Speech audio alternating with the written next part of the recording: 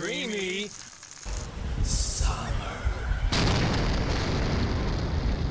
Get it? Streamy? Get the joke? I get it. Okay, Yeah, okay, I know. okay, I was okay. okay.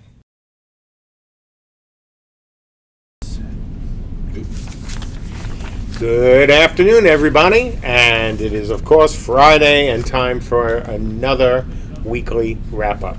So, let me start with the bad news. There won't be a user story update today. The reason? Good news.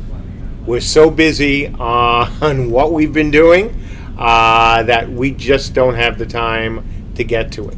But that's really good news for you folks, and I'm going to tell you why. So, first, it was a great week. For those of you who are in our Alpha and Beta 1 tests on Wednesday, you saw the new forest. You saw the engine perform beautifully. And most importantly, you saw us nail so many of the crashing issues that we had in the older builds. And not that we had so many crashing issues compared to even some live games, but compared to us, our usual standard, we had too many. And we have just been nailing them right and left. The team has been working its butt off. Teams have been working their butts off here and in Seattle to get those bugs.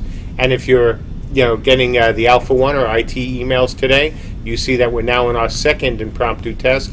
We're going to have a third impromptu test probably, and definitely we will have an Alpha Beta 1. Been talking all day. Had an hour and 15 minute interview with a new candidate. So I'm a little talked out. Plus 2 hours of sleep last night. Well, more like an hour and a half. So it was a great week. The build is just coming along so nicely.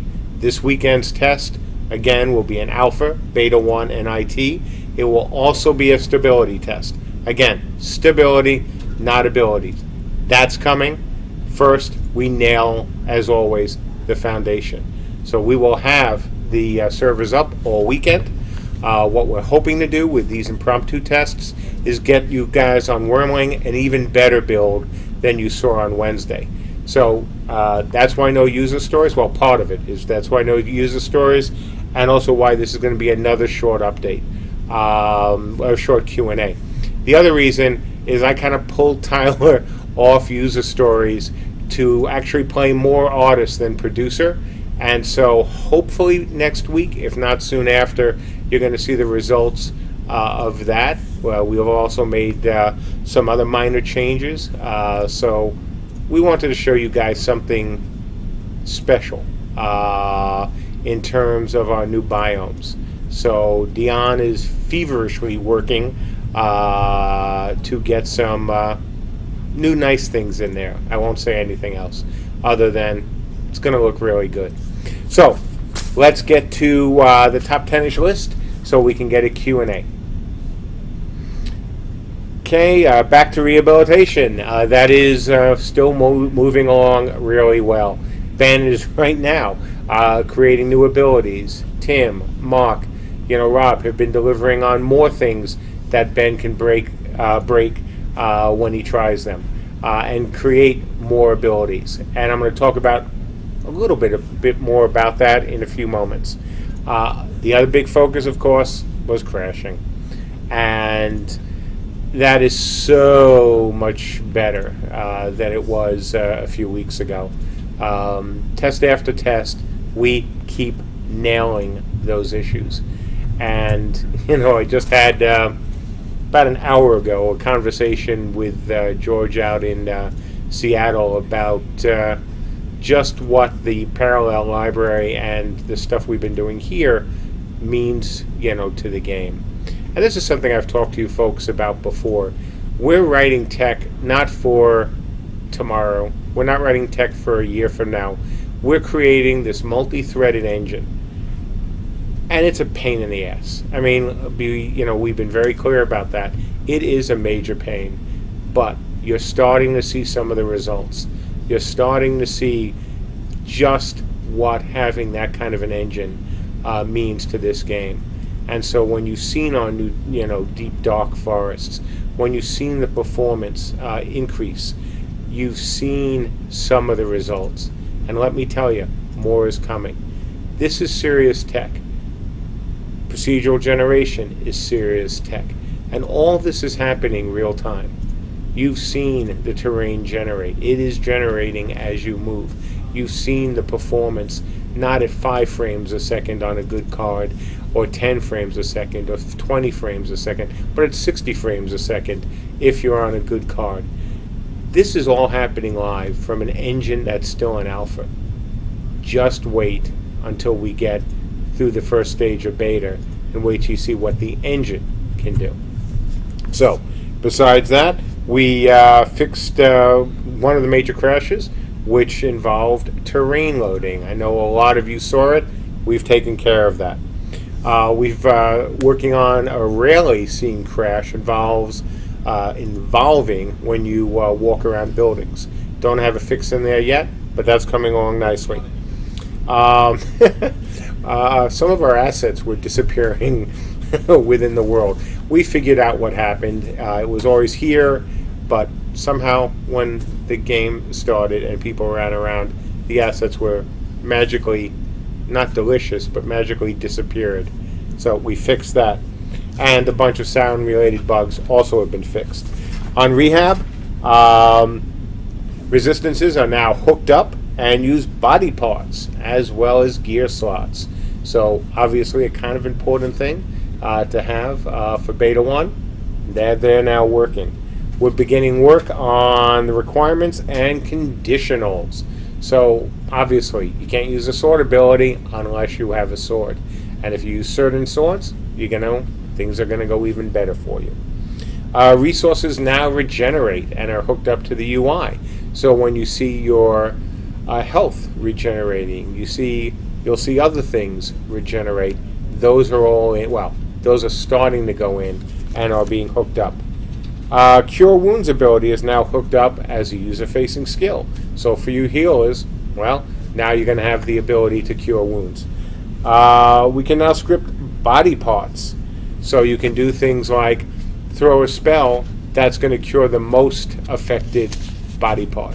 Because obviously, one of the problems with the body part system is it's kind of complicated. And if it's too complicated, it's no fun. On the other hand, being able to create an ability that says, okay, I want this to target the most affected part is something we're going to need to have. So we have it. We're working on the ability to drop an entity in the ground that can cast an aura. Wonder which class might want to drop rocks and have people heal around it. Can't think of it. It's kind of my brain is a little rocky today. I just can't. Stone heal. Something with a stone. Yeah, I think it's a stone heal. Yeah, I'm not sure, but I think so. Let's see.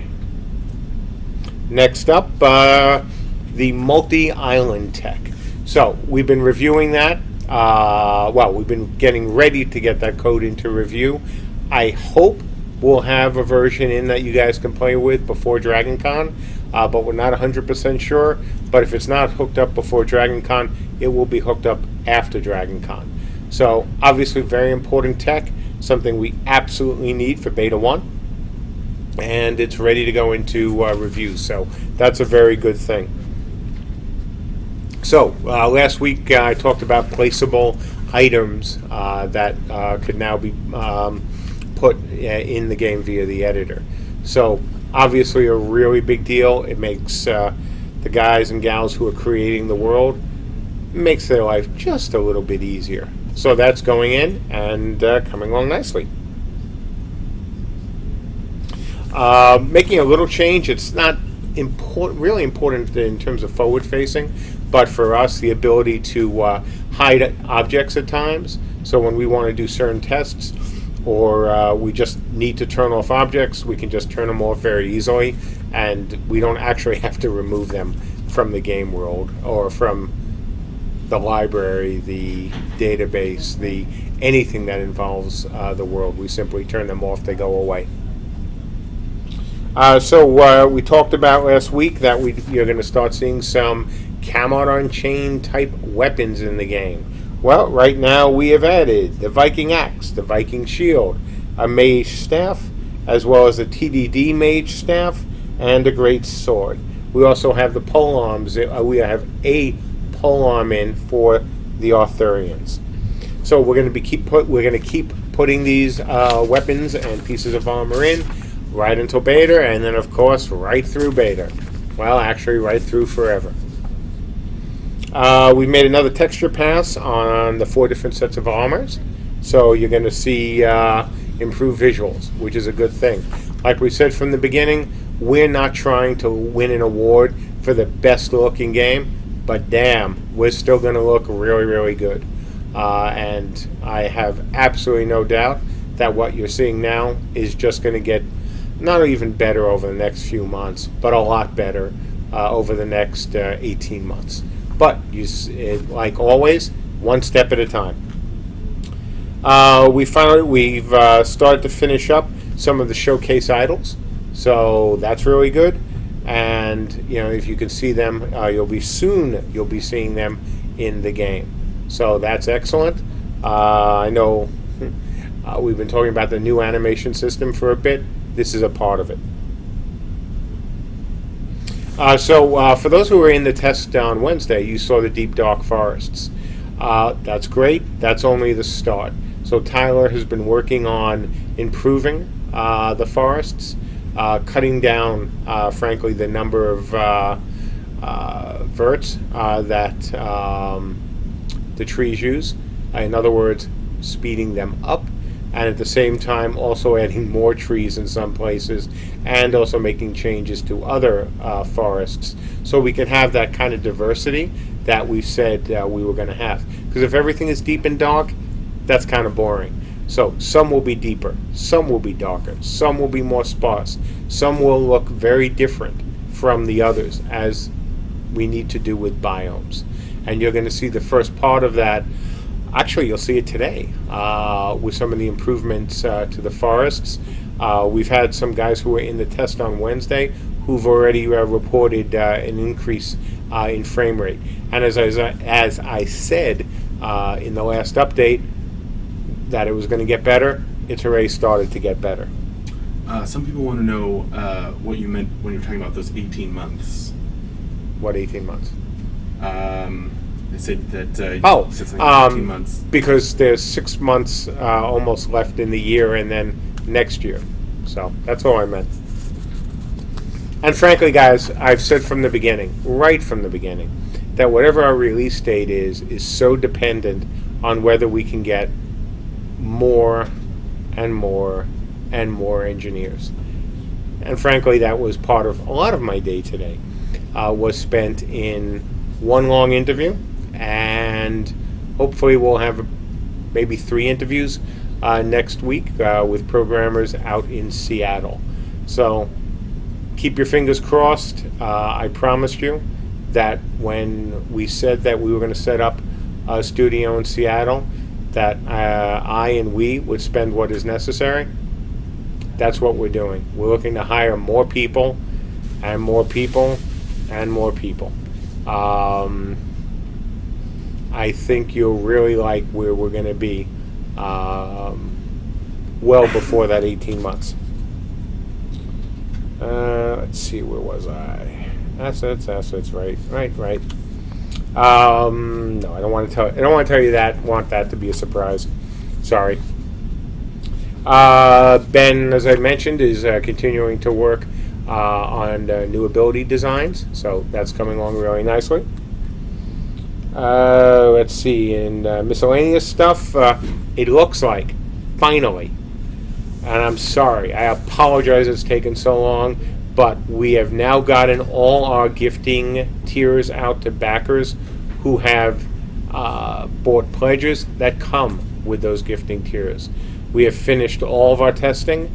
The last wave went out yesterday, and so far not one major problem. So Tim and Charles have just been, it's been long, it's been hard. We wanted to make sure that when we deployed the system, we would deploy something that works, that we wouldn't have to do rollbacks, that we wouldn't have to constantly apologize for working on something and then it blowing up at launch, like lots of games, including stuff at times both with Warhammer and Dark Age, that we had to do. And so far, nothing major. It's been lovely. So the really good news for that that comes out of that, besides all of you being able to actually gift the reward tiers, is the fact that Tim can go back and be a full-time or close to full-time programmer that doesn't involve gifting. And Charles, who's been doing, as always, his kind of yeoman duty, doing whether it's translations or coding or other things, can focus on the other things and not just gifting. So we're really happy about that. Again, sorry it took so long, but the last thing we wanted to do, especially with something like that, is just not do it right. These are your guys' pledges. This is the money you have spent on them, and I've always said that we were going to be cautious. We were always going to be pessimistic. How's that? Paranoid even, when it comes to such things, and not just rush stuff out and then deal with the damage if it didn't work. So it's taken a while, but for those of you who have used it, and a lot of you have, it's worked great. So we're very happy about that. Coming soon will be improvements to the experience. Certainly quality of life stuff to improve how the store works is on our list, and the upgrade system is on our list. But we wanted to get this done and get it done right. So that's done. We are beginning prep work for the German website as we continue the translations for the French version. So that's also coming along nicely, and the aforementioned Charles is doing that. Last up, Dragon Con. So a bunch of us are going to Dragon Con next week. I am going to be on 3 panels. Michelle, Andrew, and Tyler are coming, and Dave are coming as well, and hopefully they'll be on some panels. So if you're there, come obviously to the Camelot Unchained Dragon Con Year 2 panel, which we will be having. You can see our new T-shirts. I wish we had one here. We don't. It will be here on Monday. That we'll be wearing. We'll put pictures up on the site. Let us know if you like them.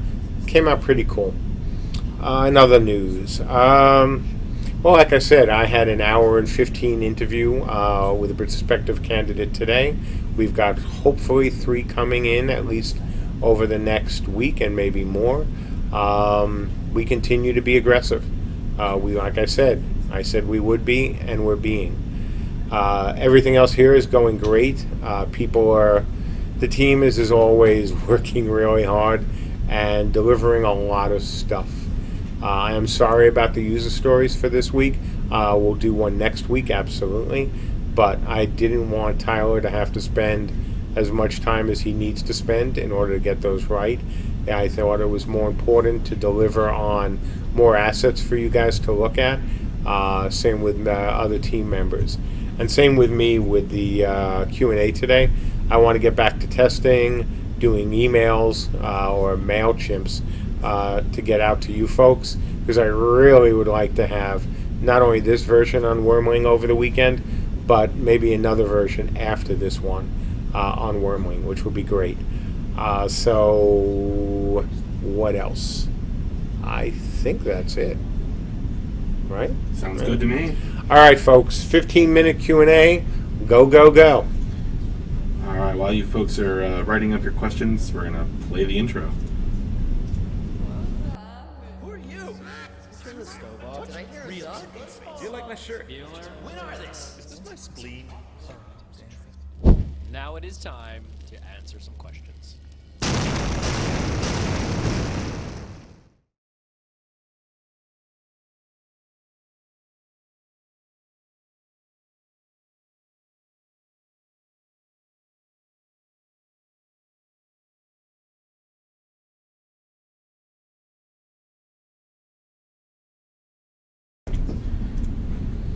All right, time for some Q's and A's.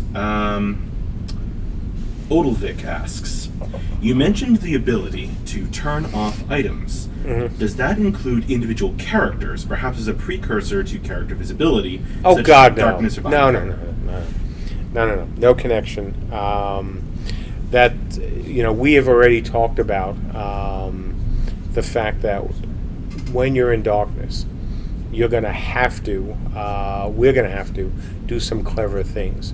What we're doing with objects isn't going to be particularly clever. So what we have to do for darkness has to be clever. So I don't think I'd consider it a precursor. Unorin asks, when will the beta gifting be available for everyone so we can get our folks involved? Do you mean invites for ladder beta tiers? Because as of now, everyone who has anything in the builder or the founder tiers should have an email in their box saying that they can now give away their reward tiers. If you're talking about invites, those won't be until later. If you check what it says on the tiers, those were not beta 1 invites. Torcall asks, why do you not give more information about the skills when there is nothing technical in there? Oh, because that's not what I'm doing during the update. Because frankly, I would be spending so much time talking about the skills that I couldn't do the rest of the update. We were hoping to have Mark, Ben, and Tim on the couch again to talk about things, but I thought it was more important that we spend more time actually getting in the abilities than talking about the abilities. So hopefully next week. It was really important to get this build up for our Beta 1 folks. They've waited very long and very patiently to get back in. And so anything that could distract from that, I said no to. So hopefully next week. Beard Chug asks, will there be streaming next week, what with Dragon Con? Maybe. I don't know. No decisions have been made. We're putting together a video, so we may stream the video. But this is all, as is too often, us running to get stuff done at the last minute. That's what happens in a small team, especially when we want to focus, just as we always have, on not making videos, on not, as I think Rob Lachey said on MMORPG this week, not doing things to put our hands in your pocket. And by the way, Rob, thanks for that nice shout out in that article. But that's what's important to us, is making the game, and not, again, making things that are the equivalent of a track mode in the old coin ops. So hopefully we'll have something good. I know Scott's working very hard to deliver on an excellent video, but as always, not off focus here. Beer Chuck adds, not really a question, but you guys kicked ass this week. Go have a drink. That's an order. LOL. Thanks, Beer. Yeah, we did. I mean, look, I've sat in front of you, not only with this game, but other games, and happily did the mea culpas. That's part of my job. You know, we've always been a studio, whether it was at CSE or when I ran Mythic, of being willing to tell the truth, even when it's hurtful.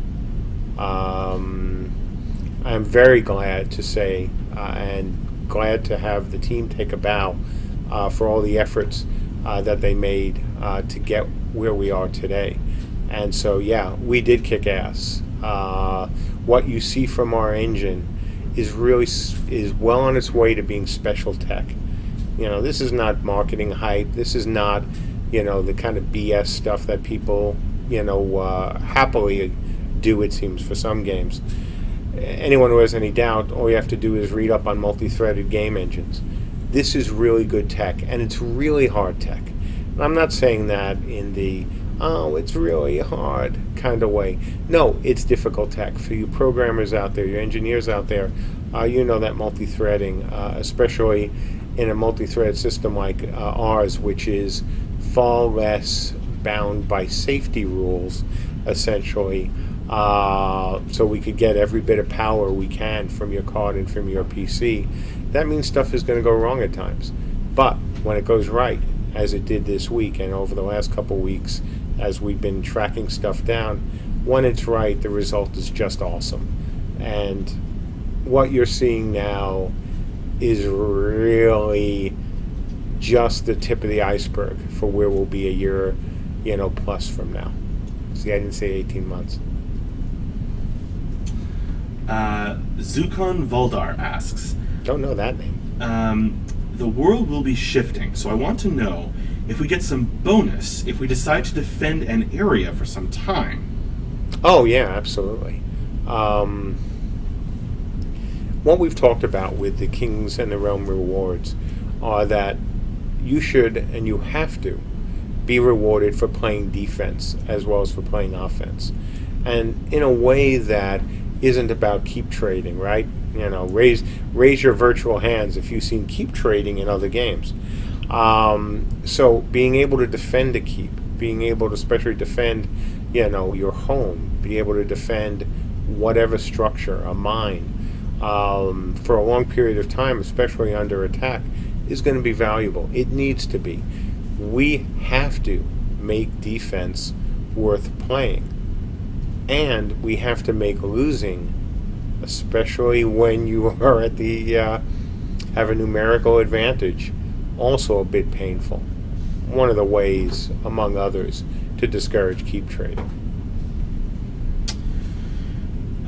Cleanse Cersei asks, why do we get so little information about rehabilitation? Technically going, it's cool and all, but the delays were mostly due to this ability system. Right? What kind of other updates are you looking for? And I'm not saying it to be snarky. We've been posting updates, not like only like this, but in the user stories about specifically what parts of the ability system we're working on a week-by-week basis. What we've been talking about, and maybe we haven't worded it clearly enough, but certainly right now I may not be eloquent enough. But what we're working on are all the building blocks. Don't forget, you folks put the abilities together at the end of the day. We're building all the things you need to make your choices. So I'm not sure what other information you're looking for. If you're talking about, for example, why aren't we showing the abilities in action yet? Well, again, because Ben is building the abilities from these components. But until the new animations go in, then they're not going to look very good. So once we get the new system in, then they're going to start to look better. And just to answer a question that will certainly be asked by somebody in follow-up, that's when we start also streaming. We will stream when we have something that we think is worthwhile streaming. Our Forest right now are worthwhile streaming. The reaction from you Beta 1 folks, and even some of the Alpha folks who hadn't seen the Forest yet, was extreme. We like that. We like when you folks say, oh my God, it's so dark in here. Or that people say, oh, these are the best forests they've ever seen in an MMO. That's the kind of reaction we want. Again, we're not about making videos or streaming to try to pick up a few people, here and there for our donations. We're about showing our work the way it should be shown, when it's ready to be shown, not when it's ready to try to get some more donations. Vesser1 asks, you always want more engineers, and I understand that, but what about modelers and animators? Scott and John are awesome, but maybe they want some more friends. Of course they want friends. Artists are very social. It's programmers, like me and those guys over there who might be more antisocial, just give us a keyboard and, 3 screens in some cases, and we're happy. Of course, we're going to be getting more help for them. But this all goes to the same philosophy I've been, let's say, espousing since the beginning, is that spending money on things until you're ready really to spend the money on it is just dumb. And yes, we could get some more help. Michelle and Sandra would love another concept artist, excuse me. But it doesn't make sense. It's not a good use of money. As we are now finalizing, or not finalizing, because that's ever a terrible word ever to use with an MMO, as we are now completing the current, current passes of things, then yeah, we're going to begin to look again at outsourcing companies to do some additional work. But spending a lot of money on art until everything else is ready, again, that kind of feels like we'd be doing things to try to attract more donations instead of trying to make the game the right way. And no matter what anyone can say about us, we have always been trying and will continue to try to make the game the right way. Cozy Beard asks, will any streamers be allowed to stream CU before the NDA is lifted for the masses? Possibly. Depends. Certainly we've had some conversations with people in the past and are friendly with some streamers. So we'll see. Again, it boils down to the same thing. We will stream when we have something that we are proud of. The last time we streamed with Co, we were very proud of where we were. We are still very proud, but we want to show an even better version. We want to show not all the biomes, but a bunch of biomes in. We want to show the new animation system once it's in. We want to go back to showing hundreds of people on the screen at the same time, and more than hundreds, and running around nicely. Once that's all in again and in the same spot, then we'll be happy to stream. Nike One asks if you have any opinion on small studios overpromising and under-delivering, and mentions a recently released game. Yeah, so I have a long habit of not commenting on other studios, because unless one believes that the head of the studio was lying, stuff happens. Would I like to comment at times about some of the things I see in the industry? Oh, hell yeah.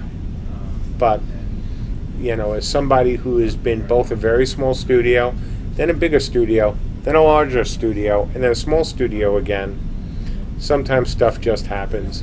And I always hope that it happens, even though it's for the wrong reasons, but not in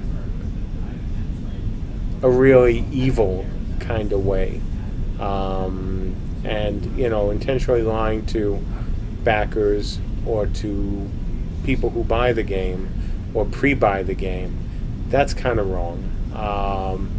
But again, sometimes stuff just happens, and it is, at the end of the day, it's always somebody's fault, but it's not malicious. So I wish I could comment, but I won't. The only studio that I can be responsible for, and I think have a right truly to comment on, is my own studio. And this studio will never, ever do it, just as no other studio I ever was in, though there are only two, and one was really me and a couple other guys, did it either. Sometimes things happen, but making promises, real promises, or lying, especially right up to the day of release, not going to happen. Not going to happen. It didn't happen at Mythic, and Lord knows it won't happen here. Not a question, but a nice comment from Scribe of Salmasis. Loved the Beta 1 access this week when I managed the install and the patches. So many promising cues of what might be. The forest atmosphere is already magnificent. Thank you. The art team did a great job with that, and it's just getting better. And I say that not in a hypey way, but I can say, hey, if you saw it on Wednesday, now go in and you'll see it today, and it's better.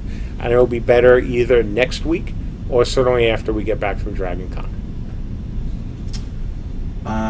Pappy Boington 51 asks, Hey, Pappy.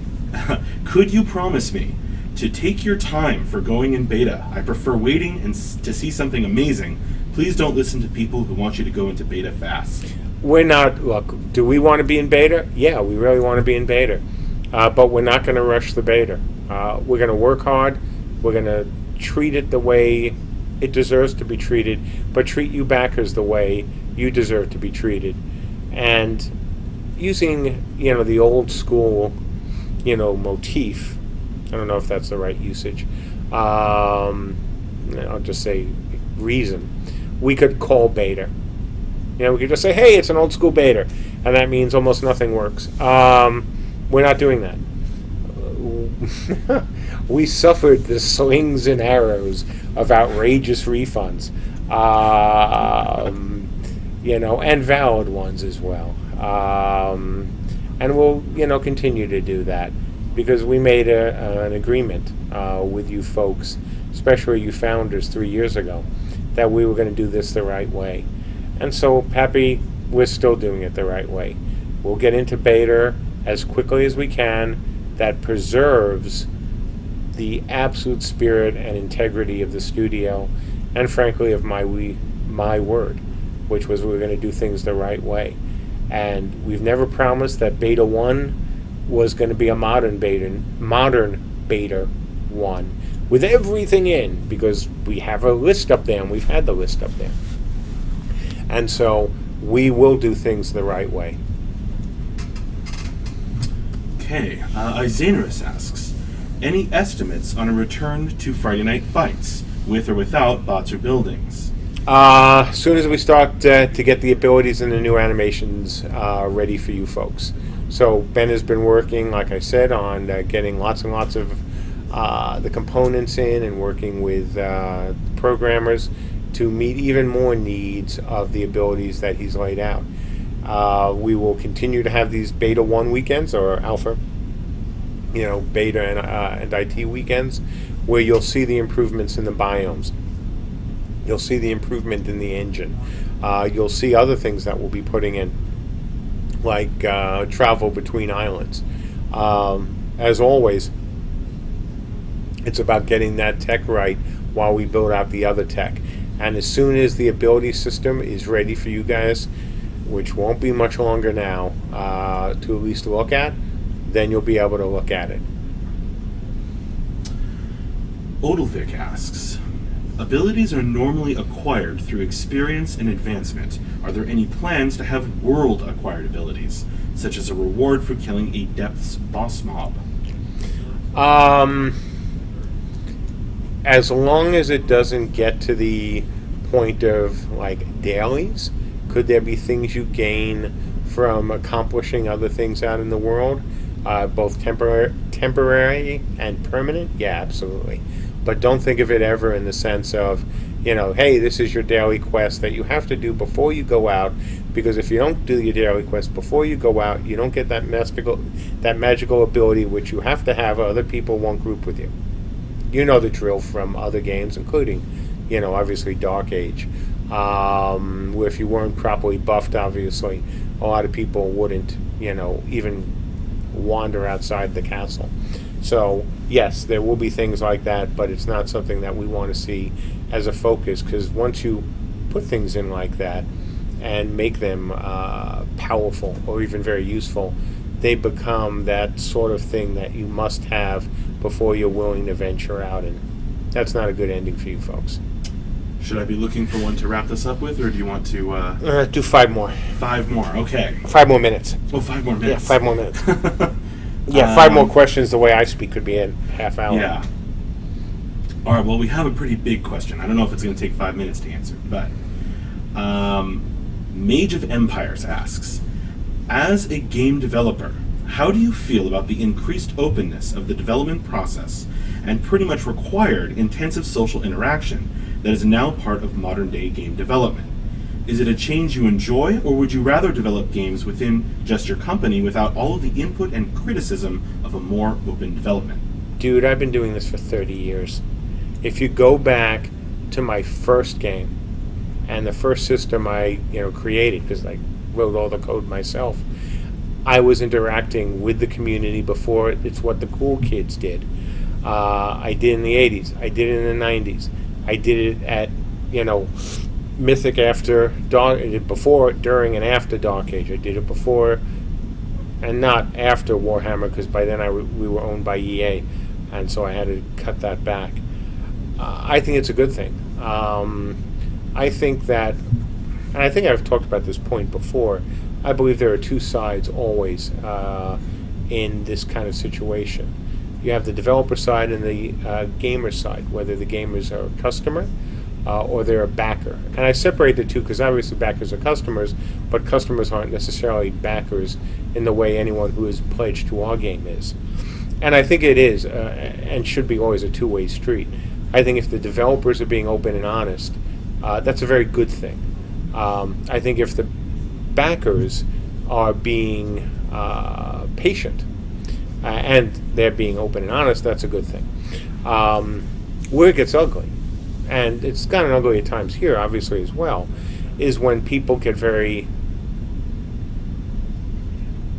upset or personal when there's no need to do it, unless you really think you're being scammed, which for a company like ours, which is about as open as anyone you're going to find anywhere, is kind of amusing.